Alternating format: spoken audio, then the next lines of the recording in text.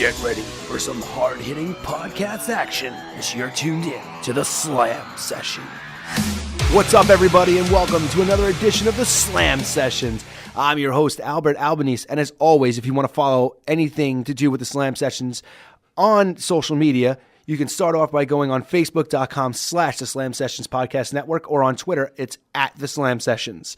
As you can see, it's been quite a few weeks since I've done one of these. The first thing I want to do is I want to kind of just get this out of my system. I haven't been in a good place to come out here and do another podcast of my own because, you know, I feel like what I've just been doing is crapping on pro wrestling fans. And, you know, to a point, I think that's kind of going to get a little bit tired and kind of a little bit stale. I'm not Vince Russo, who does all that kind of stuff, but he has a following of people who believe in him and know his work and actually trust his opinion and stuff. I'm just some guy who's spouting off some stuff about wrestling on a podcast.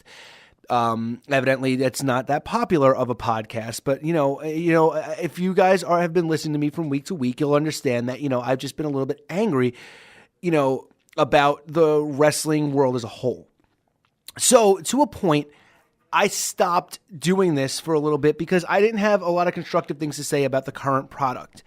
I hope you've been watching the Dave Knows Wrestling podcast, which I've been featured on over the past couple of weeks. Please support Dave because Dave's done great work with everything he's been doing. And I've been having a blast just doing a show with someone and having a good back and forth banter with them and not, you know, screaming and cursing and getting angry about what's going on, you know, in the current climate of the WWE.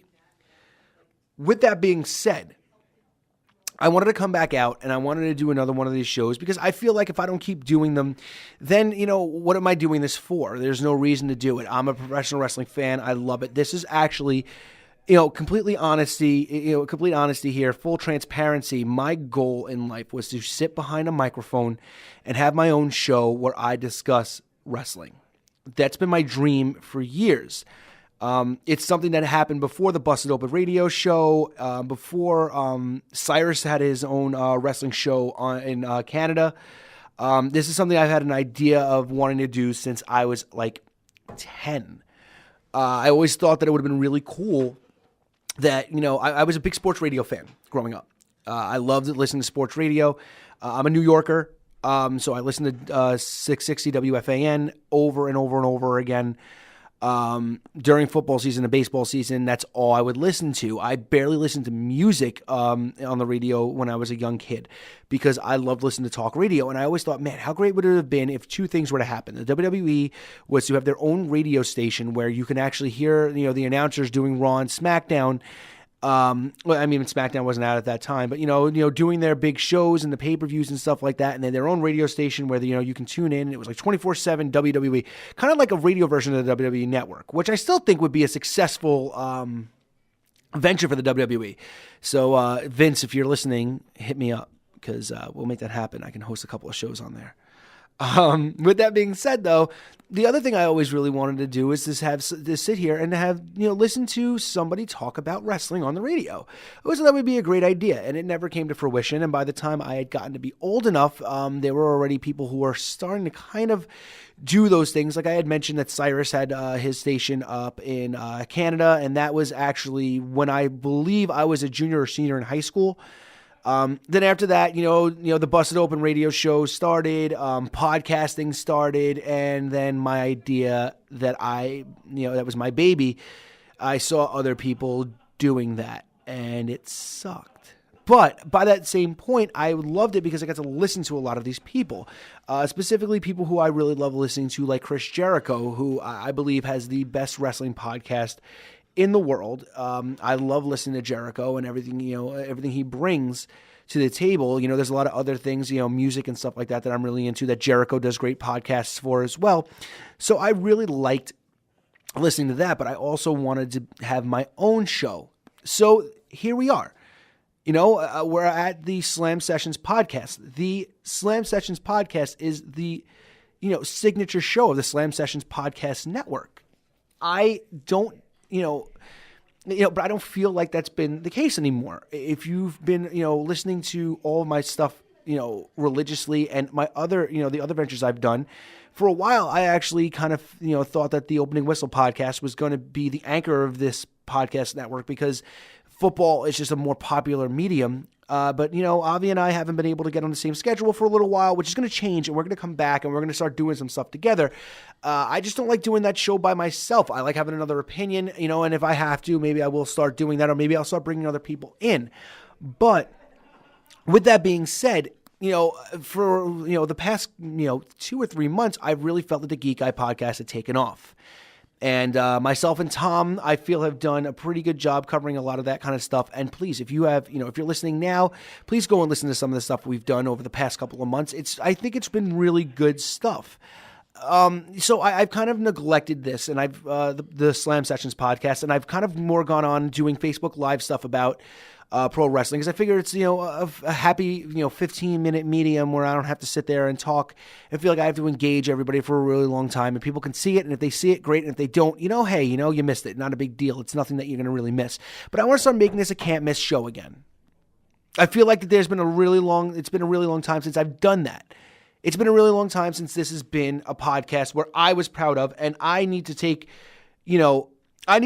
responsibility for that. And for anybody who's been listening for a while, who maybe feel like that I've been, I've let them down as a host, I wholeheartedly apologize.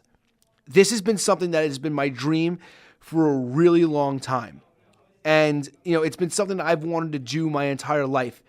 But I really feel like I've dropped the ball. But I haven't just dropped the ball for myself. I've dropped the ball for all of you people who have been good enough to listen to this podcast and been a fan and has supported me. And for all of you who've done that, thank you. And for all of the people who stopped and maybe, listened to this chose this podcast to start listening again, I hope that from now on I can provide a really solid wrestling podcast for you guys again. I really think that for a while it has been a little lackluster. Life has gotten a little crazy over the past couple of months, and I haven't been in a good frame of mind to be doing these things. But I really feel like I'm back on an upswing.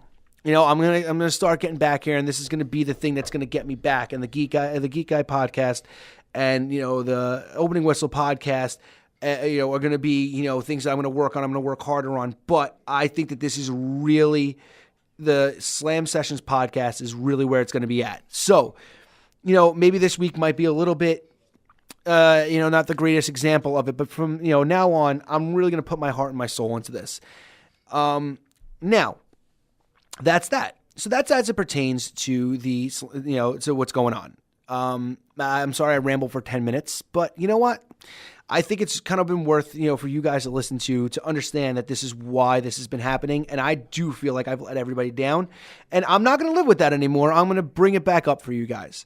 So what I want to start doing now is I want to start going over, some of the stuff that, that's been going on in the WWE over the past couple of months, some of the big things that have gone on over in New Japan, and, even cover a little bit of stuff that happened within TNA. There's some major things that are going on over there, and I think they're worth mentioning. So I think what I'm going to do is I'm going to start with the WWE, because I feel like, a wider range of audiences are much bigger WWE fans than they are fans of maybe even New Japan, or fans of, the now renamed Global Force Wrestling. So what I want to do is I want to actually start by talking about something positive. So if you guys are, are thinking, hey, Albert, you can't talk anything positive about the WWE. You haven't said anything positive about WWE or well, at least maybe not the WWE, but they're fans in, months since doing this podcast. Hey, by the way, I'm going to say something good about something that's going on right now. I absolutely hate the name Great Balls of Fire for a freaking pay-per-view. It's freaking awful. Like, it's absolutely terrible. But the build-up in the card has actually been solid. And for the first time in months, we've gotten to a point, in the WWE where we can actually be proud of a wrestling card, especially a Monday Night Raw wrestling card, because Raw has been lackluster for the past couple of months. So I want to commend the WWE for actually putting together something that is actually worth watching. It's not so often that we've gotten to a point where the WWE has actually done anything that's actually been worth watching over the past couple of months. Maybe to some people are saying maybe over the past couple of years. But I truthfully and wholeheartedly admit that the build for the Great Balls of Fire pay-per-view, regardless of how ridiculous that name is, actually was pretty solid. First of all, the Enzo and Cass stuff has been good. I think we've gotten to a point where Enzo and Cass had, reached their peak as a tag team. I've thought it for a pretty long time. I felt like maybe they reached their peak in NXT when they didn't win the NXT tag team titles. And I told everybody that team is eventually going to fall apart when it came up to the main roster, solely because of the reason that if they didn't win the titles in NXT and they didn't have enough trust to put them over guys like Blake and Murphy, even for a month, like Sami Zayn got a month-long title run or a 2-month-long title run. If they didn't have enough faith in him to do that, then there's no reason as to why Enzo and Cass are going to be successful on the main roster. Enzo is an entertaining character. He's a great quote-unquote talker. He would be a great manager. Cass is where the money's at. The promo's right. He is. He's everything that Vince McMahon wants. Is he the greatest wrestler in the world? No. But he has a lot of time to improve, and I don't think he's bad on the mic. I think he's been doing some pretty good work. What I'm getting at now, though, is that they built this up pretty well. Yeah, okay, maybe the backstage attack thing got a little bit hokey after a while. But we all thought it was the Revival, and to a point, they made a really good case of it being Big Show. And, it being Cass the entire time maybe was a little bit, we all saw that coming. Because you know what? Most of us did see that coming. But the story was executed well. Them mending fences and then Cass turning on Enzo after that. I think it was a huge, upswing for the WWE. I think that, everybody kind of maybe even fell for that a little bit. And, I knew that, some people were watching live and were even saying stuff like, well, I guess last week was for no reason because, let's face it didn't look like last week was for any reason, and then all of a sudden, boom, Enzo and Cass are officially broken up. So, I like the build. I like that they're going to have a match. I know that Cass is going to be the guy who goes over. I know Enzo's not going to get a push. I think Enzo will wind up on 205 Live for a little bit to lend his vocal talents to that brand. I think that's a great thing for Enzo to get his career back on track. And I think Cass is going to probably toil in mid-card obscurity for a little while after this and then, maybe find his footing in a little while. With that being said, I'm really interested with that. I think they built the idea of, I don't know if Samson versus Balor is happening on the pay-per-view, but if it does, they built a decent story around that. Not the greatest story in the world, but it wasn't bad. I think they've done a great job with the Hardy Boys actually coming back and, making this feud with Sheamus and Cesaro actually pretty freaking interesting. The tag titles have really been, in the basement in the WWE for a little while. The Hardys came back, gave it a shot in the arm, and, maybe they'll actually get another big title run with, at this point, and, maybe, because Sheamus is going to go off to do his movie, but the build to that has been solid too. They've been building their storylines a lot better, and I'm sorry, the presentation with Roman Reigns and Braun Strowman has been solid. I know a lot of people don't like Roman, but at the same point, his feud with Braun Strowman has been really, really good. And I think we're getting to a point now where we're actually starting to see that these guys are putting on great matches. Braun is greatly improved in the ring. Roman is solid in the ring. I think they're going to have a great match. But most of all, I cannot tell you how happy I am with the fact that the Samoa Joe and Brock Lesnar one-on-one, the build for that has been so great because they finally didn't have, everybody says the same thing. Facing Brock Lesnar has been the same story and line and formula for the past, couple years he's been here. I'm not scared of Brock Lesnar. I'll take down Brock Lesnar. There's no fear in me. And everybody kind of backs away from him because they wanted to make Brock look like a big, strong, character, and that's fine. That's great, and I appreciate the way they built, Brock. He's probably the best built character, except for the Goldberg thing, that the WWE's had over the past 5 years. With that being said, Joe got up, chokes out Heyman, gets in Brock's face, consistently tries to get into Brock's face more and more and more, sneak attacks him, chokes him out. Samoa Joe looks like a star. And it's about time that somebody looked like a star at the expense of Brock Lesnar. If you want to know what I think that Samoa Joe should beat Brock Lesnar for the title. I think they have a bona fide star. But I also know that they've wasted, again, putting on major matches on Monday Night Raw. Samoa Joe versus Roman Reigns could have been a highlight feud whether a world title was involved or not, it could have been a highlight feud for both of these guys, and they pushed it on a Monday Night Raw episode. Yeah, maybe the finish wasn't clean. Maybe, every finish they've had hasn't been clean. Maybe, it's not that big of a deal, but I wanted to see them showdown for the first time on pay-per-view, kind of like they're doing with Joe and Brock. Now, I like the fact that Joe is in the main event picture. I think that if Joe wins, Joe has a much better chance of being a successful champion, and you can leave Brock to come in and do anything that Brock Lesnar wants over the next couple of months, and it'll be marquee because it's Brock Lesnar, it's his name, and that's what brings people in. It's not that Brock has a world championship, it's that Brock Lesnar is Brock Lesnar. He's a dominant champion. These are the things that WWE needs to consider, and I would love to see Samoa Joe go on a tear like Kevin Owens did over the past couple of months, where he's destroyed everybody in his wake and has really looked like a dominant champion. But instead of having Owens, where he snuck around and kind of won some titles here and there and had won some matches with the help of Jericho, Samoa Joe doesn't need that. He doesn't need anybody else. Samoa Joe can come in, beat up on whoever he wants to do, prove his dominance, and they can have a main eventer for years to come in Samoa Joe. I don't think it's going to happen. I think Brock will beat Joe, but I really think that Brock versus Joe is the marquee matchup that they're missing, and I think that they should have saved this for SummerSlam. I don't think Roman versus Brock is as interesting as Joe versus Brock, because we've seen Roman versus Brock. And we know that, if Roman gets a title shot, Roman's going to probably win. And that kind of sucks, because I don't want to be in a position where I know that Roman Reigns is going to be the world champion again, because I know Roman Reigns is going to be the world champion again. And I don't want to see him be put over a guy like Brock, because I don't think, Roman needs to be put over a guy like Brock. To start his title reign, I think in the middle of his title reign, to cement it, he needs it. Another build that they've done really well, though, has been Seth Rollins versus Bray Wyatt. I like the fact that, Seth Rollins' promo from last week is so severely underrated. Do yourself a favor, go back and watch Monday Night Raw. Try to find it on WWE.com. Listen to Rollins' promo on Bray Wyatt. It is so good. Rollins is so great, and he's so underrated on the mic. He did a great job selling this. I can't wait to see that either. Raw built a great card. With the exception of the women's title match, I think we all know that Sasha's just going to lose to Alexa, and that's going to be it. But whatever. I mean, you can't have, nothing's going to hit on all cylinders every single time. With that being said, I think the WWE has done a solid job in, crafting a Great Balls of Fire pay-per-view that's actually been decently interesting. There are good storylines running through. There are good threads running through. There's actually, build up to all the matches. It's not just, even the Cruiserweight match, we get Akira Tozawa, getting a shot at Neville.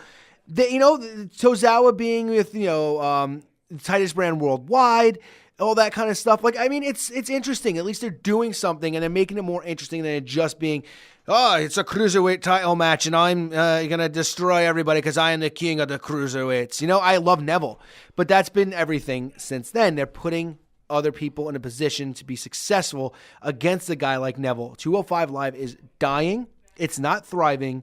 It's not doing well.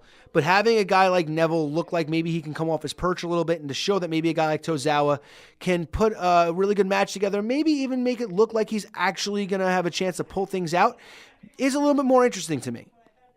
But kudos to WWE for crafting a solid story and crafting a solid pay-per-view, let's face it. I'm going to move over to the Blue brand just for a little bit. We saw on SmackDown, I didn't give my opinion on Money in the Bank. I watched the whole pay-per-view. I liked it. I hated that they did the second Money in the Bank match, though.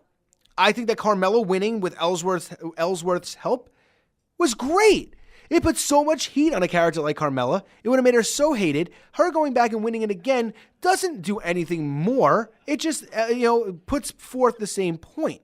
I think they should have just switched the case winner and then had them, her and, whoever won, maybe Becky. Have her and Carmella feud for a couple of months. Becky cashes in, then Carmella, beats the crap out of her and, becomes the heir to the throne as it comes to the number one contender, and then winds up taking the title away from her. Other than that, though, I love Owens versus AJ. I love that Chad Gable's been getting a lot of chances to prove how good he is. I like that they looked like they're going to, probably put a little dissension between the Hype Bros. I'd love to see Zack Ryder as a heel. Again, I think he'll do great work against Mojo. I think he'll probably use to get Mojo over, which sucks because I don't think that think that's a chance that they should finally give Ryder a real shot. But what are you going to do? I know he's probably going to be there just to put Mojo over. Other than that, though, the Blue Brand's been doing good. Nakamura, Baron Corbin, everybody else, within that show's been doing good. And I'm not going to sit here and say I'm crazy about a Punjabi prison match, but you know what? Who's crazy about a Punjabi prison match? I don't think anybody's crazy about seeing anything like that. By that same point, though, it's different. They're trying new things, and I appreciate them trying new things. So that's really my thought process on the WWE right now. Moving forward, a couple of major things have actually happened over the past couple of weeks, and it's happened outside the WWE. New Japan is trying to find a foothold here in the United States. They put together a really solid show, and I know there's been a lot of complaints that Cody Rhodes is the guy in the main event, that Billy Gunn was on the card, that, they aren't pushing the New Japan guys.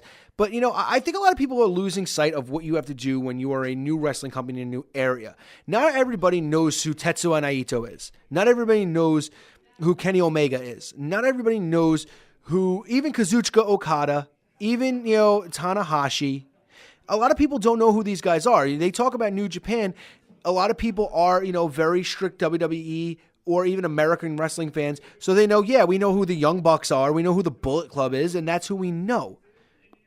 And, so to a point, you put a guy with a pedigree like Cody Rhodes and a lineage to his family in that, that spot, in that main event spot, it's worthwhile. Nobody thought Cody was going to win.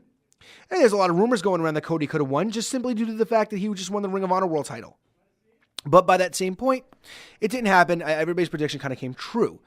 But I like the fact of what New Japan is doing. I like the fact they're trying to find a foothold in the U.S. The U.S. has found a foothold. WWE has found a foothold in every country they've ever been in. And I think, with their big breakout to India, I think this is the perfect opportunity for a new brand now to start debuting. In my opinion, this is something that I mentioned on the Dave Knows Wrestling podcast a couple of weeks ago. I said it earlier on this podcast. Go support Dave and his Dave Knows Wrestling podcast because it's solid. It's great. It's really good. I've been a guest on there a couple of times, and I have a great time doing my show with him.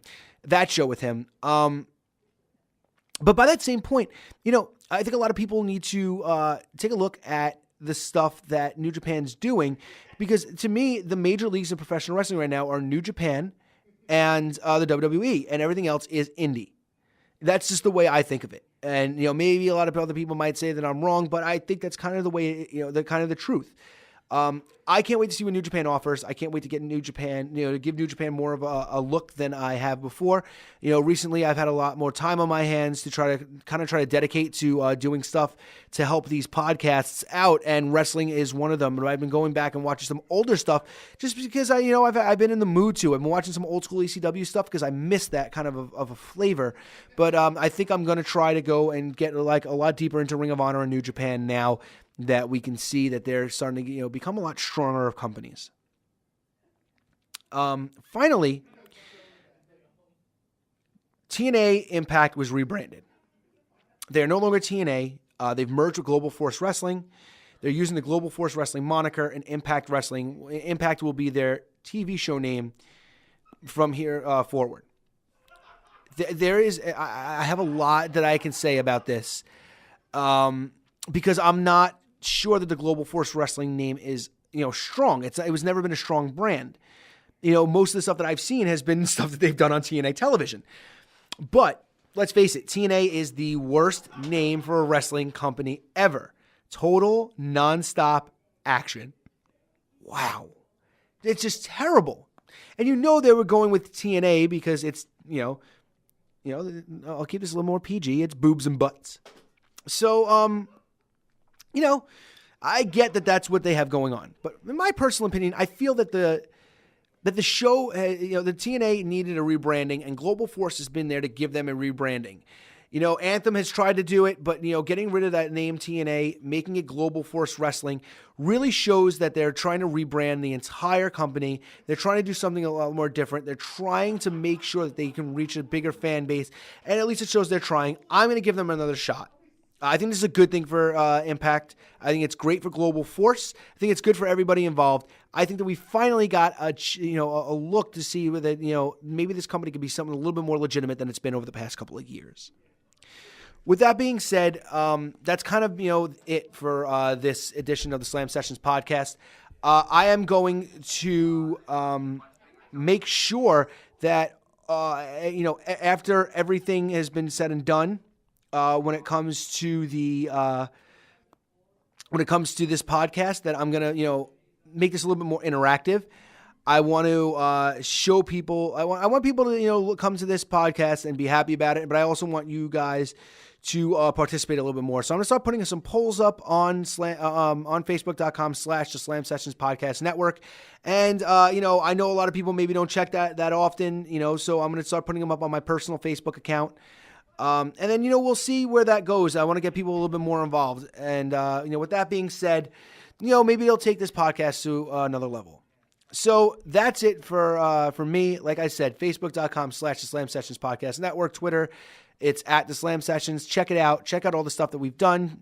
Please, like the pages, subscribe to the pages, listen to the shows. Give me your support. I would really appreciate it. I'm really, really happy that I'm back in the swing of things when it comes to professional wrestling. I'm really happy that these podcasts, do entertain some people. And please feel free to give me any feedback you guys have. With that being said, thanks to you guys for listening, and I'll catch you guys next time. Thanks for listening to the Slam Sessions. Find us on Twitter at the Slam Sessions. We'll see you next time.